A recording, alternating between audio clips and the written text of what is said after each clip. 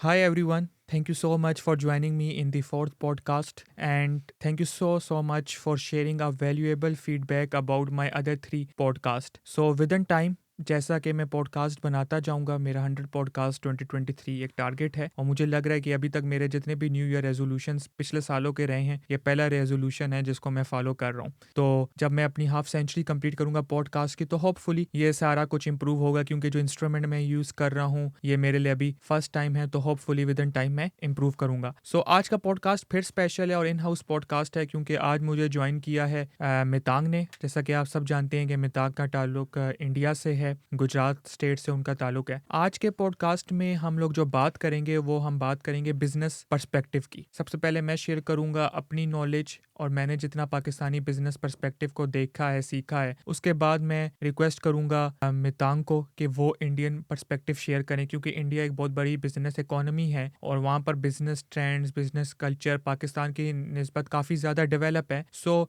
एक insightful summary हमें Indian business perspective की मिलेगी और फिर हम देखेंगे कि as a Pakistani business Pakistani startups हम उस इंडस्ट्री से क्या सीख सकते हैं क्योंकि उनकी कल्चर वैल्यूज़ काफ़ी सिमिलर हैं because they are our neighbouring country. So अगर हम बात करें पाकिस्तानी बिजनेस के तो जो पाकिस्तानी बिजनेस ट्रेंड्स हैं वो शुरू होते हैं कि जनरेशन टू जनरेशन एक कल्चर चलता आ रहा है बिजनेस का कि आपके फादर का आपके ग्रैंडफादर का एक बिजनेस है आप उस बिजनेस को लेकर कंटिन्यू चल रहे हैं। तो एक तो वो टिपिकल बिजनेस है और टिपिकल बिजनेस माइंडसेट है। गुड थिंग ये है अक्सर मेरे दोस्तों का भी है कि उनके वालिद साहब का उनके दादा का कोई सी चीज़ का बिजनेस है, कपड़ों का बिजनेस है तो वो उसी चीज़ को कंटिन्यू कर रहे हैं। गुड थिंग ये है कि वो टाइम टू टाइम क्योंकि वो आज की जनरेशन से है तो वो ऑनलाइन जो ऑप्शंस हैं या ऑनलाइन टूल्स जो हैं वो इम्प्लीमेंट करें उन बिजनेस में। फॉर एग्जांपल मेरा एक दोस्त है जिसका क्लॉथिंग बिजनेस है तो उसने अभी अपना एक स्टोर भी बनाया है ई कॉमर्स स्टोर और उसने वहां पर भी सेलिंग स्टार्ट की। हालांकि वो साथ साथ मार्केटिंग शॉपिफाई ये सब चीज़ें सीख रहा है लेकिन इससे क्या फ़ायदा हो रहा है कि जब आप ऑनलाइन टूल्स ट्रेडिशनल बिजनेस में करते हैं क्योंकि आपके पास एक सप्लाई चेन एक स्टॉक तो अवेलेबल है बस आपको टेक्नोलॉजी इंप्लीमेंट करनी है ई कॉमर्स उस को इंट्रोड्यूस करना है। तो फिर जब आप टेक्नोलॉजी की तरफ जाते हैं तो आपकी सेल्स भी इंक्रीज होती है और आपकी ग्रोथ भी इंक्रीज होती है। तो अभी वो काफ़ी अच्छा कर रहे हैं उस बिजनेस में और उसके पेरेंट्स जो हैं उसके फादर वो भी सीख रहे हैं, उसके जो ग्रैंडफादर हैं जिन्होंने पहले उसको काफ़ी इस चीज़ पे वो किया कि आप ना करें, ठीक है, रोका। लेकिन लेटर ऑन जब थोड़े बहुत उनको भी रिजल्ट आना शुरू हुए, उनके पास भी स्मार्टफोन आया तो वो एक इंटरेस्ट उनका भी डेवलप हुआ। तो अगर हम स्टार्टअप के पर्सपेक्टिव से बात करें क्योंकि मेरा खुद भी स्टार्टअप है, रहा भी चुका है तो एक बहुत उसका बैकग्राउंड भी है। 2014-12 में इतना स्टार्टअप कल्चर नहीं था लेकिन within time to time 2016 के बाद जब national incubation centre Nawaz Sharif का दौर था एक ही काम उन्होंने अच्छा किया वो ये किया जब उन्होंने नेशनल इंक्यूबेशन एक प्रोजेक्ट शुरू किया, इग्नाइट एक इदारा बनाया उस वक्त। तो जितनी भी पाकिस्तान की मेजर सिटीज़ हैं वहाँ उन्होंने इंक्यूबेशन सेंटर्स बनाए, कराची, लाहौर, पेशावर, कोयटा। तो उधर फिर एक स्टार्टअप बूम शुरू हुआ पाकिस्तान में। स्टूडेंट्स, यूनिवर्सिटी स्टूडेंट्स, ग्रेजुएट्स अपने अपने बिजनेस वहाँ लेके जाते थे। वहाँ पर उनको मेंटोरशिप मिलती थी, इंक्यूबेशन पीरियड होता था, एक्सलरेशन पीरियड होता था तो वहाँ ग्रो होते थे। मैंने भी अपना स्टार्टअप इंक्यूबेट किया जो सेकंड कोहॉर्ट था एनआईसी पेशावर का, तो वहाँ एक लर्निंग हुई। तो वो एक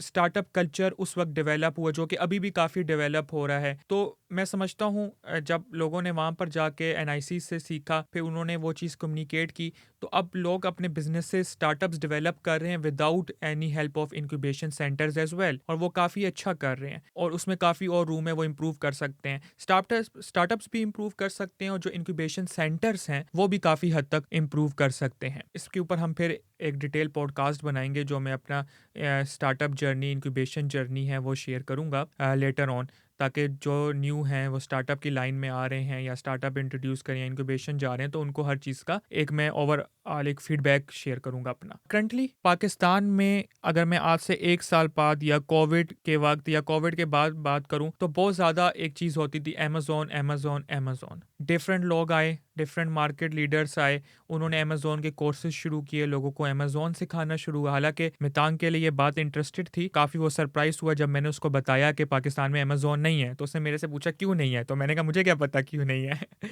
तो मैंने फिर उसको थोड़ा एक्सप्लेन किया कि क्यों नहीं है अमेज़न पाकिस्तान में, ठीक है? तो वो चीज़ उसके लिए एक हैरत थी, फिर मैंने उसको दराज़ का फीडबैक दिया, मैंने उसको थोड़ा-सा और ई-कॉमर्स के बारे में बताया कि यार ये ई-कॉमर्स प्लेटफ़ॉर्म है पाकिस्तान में जो हमने खुद बनाए हैं। ठीक है, तो उसको थोड़ा बहुत उन चीज़ों का फिर आइडिया हुआ। तो लोगों ने अमेज़न की तरफ आना शुरू हुए, वो एक ट्रेंड शुरू हुआ, ड्रॉप शिपिंग लोगों ने शुरू की, लोगों ने उस पे फिर फ्रीलांसिंग सर्विसेज शुरू की, अपनी एजेंसीज वगैरह ओपन की, तो वहाँ से भी उन सब चीज़ों का एक बूम शुरू हुआ। करंटली जो अभी पाकिस्तान में आजकल ट्रेंड चल रहा है बिजनेस पर्सपेक्टिव के हवाले से, वो चल रहा है प्राइवेट लेबल और वाइड लेबल, क्योंकि कुछ हमारे प्राइवेट लेबल ब्रांड्स हैं जिनके फाउंडर्स बहुत अच्छा काम कर रहे हैं, वो ब्रांड्स बहुत ग्रो हो रहे हैं, तो फिर वहाँ से अब हमारा थोड़ा ये है कि जो एक बंदा काम करता है उसकी सक्सेस के पीछे सब भाग पड़ते हैं, उसके पीछे जाते हैं, जाना चाहिए, लेकिन हमेशा जर्नी याद रखनी चाहिए कि अगर वो बंदा इस लेवल तक पहुंचा है, इतना कामयाब हुआ है, या उसका प्राइवेट लेबल एक ब्रांड इस लेवल तक पहुंचा है, तो उसकी 10 साल की, 8 साल की, 5 साल की एक जर्नी भी है। उस जर्नी को हम भूल जाते हैं, हम सिर्फ उसकी सक्सेस को देखते हैं।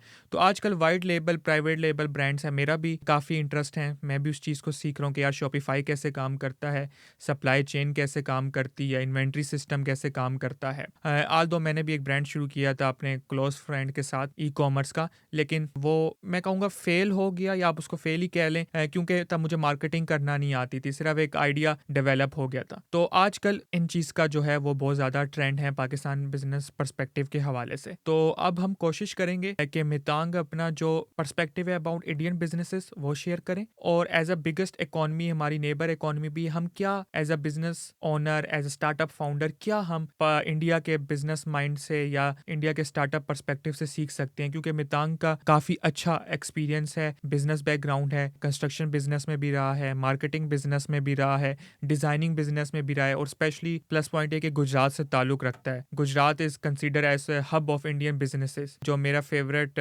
वो है एंटरप्रेन्योर, उनका ताल्लुक भी गुजरात से है। फेवरेट एंटरप्रेन्योर भी वर्ल्ड रिचेस्ट है। तो अब मैं मितांग से रिक्वेस्ट करूंगा कि वो शेयर करें। Over to you Mitang. Thank you, Moise, for sharing business perspective of Pakistan. Yes, I was very quiet and surprised when you told me that there is no Amazon in Pakistan, because having Amazon in India is really help Indian businesses. So I think I am very honored to talk about Indian businesses perspective. As I have a business background and having a business in a construction as well as in marketing industries, I also belong from a Gujarat, which is considered as a hub of Indian businesses. As India's richest person also belongs from there.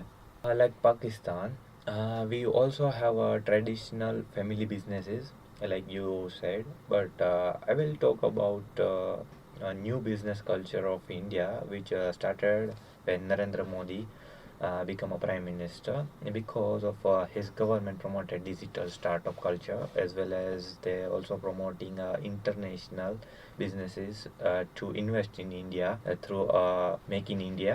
For example, recently Apple started manufacturing their products with collaboration with Foxconn company. International big players like Amazon and Tesla. Amazon is already entered in India, but Tesla is recently started.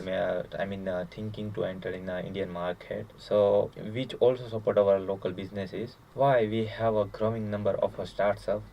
Just like you have seen number of business in a Shark Tank show. Because of Shark Tank platform, they are getting investment, as well as the people who are watching that Shark Tank shows. They are getting motivation. They are getting innovative ideas, and they are also start their own businesses. And as per my view, as per my perspective, government plays is very important role to establish our business economy, which I think Pakistan also need. That is my business perspective about India. Thank you so much, Mitang, for sharing the perspective of about Indian business culture. And you are right that government plays a very important role. So हमारी अभी government क्योंकि unstable है और मैं समझता हूँ stable government आएगी, एक स्टेबल इकोनॉमी होगी और जो फिर बिजनेसेस हैं वो भी स्टेबल होंगे, फिर इंटरनेशनल बिजनेसेस भी हैं वो भी पाकिस्तान में इन्वेस्टमेंट के बारे में सोचेंगे, और जब इंटरनेशनल बिजनेस आएंगे तो आपके लोकल बिजनेस जो हैं वो और ज़्यादा प्रमोट होंगे. तो thank you so much for your time in my podcast. Hopefully we'll meet you in another podcast as well. Thank you so much for my audience जिन्होंने आज का पॉडकास्ट अटेंड किया. आप इस पॉडकास्ट को सुन सकते हैं और अपना जो फीडबैक है वो भी शेयर कर सकते हैं ताकि हम लोग और इम्प्रूव करें. और इंडिया और पाकिस्तान बिजनेस कल्चर के हवाले से अगर आपके पास कोई इन्फॉर्मेशन है, कुछ आप शेयर करना चाहें तो आप कमेंट में कर सकते हैं. Thank you so much.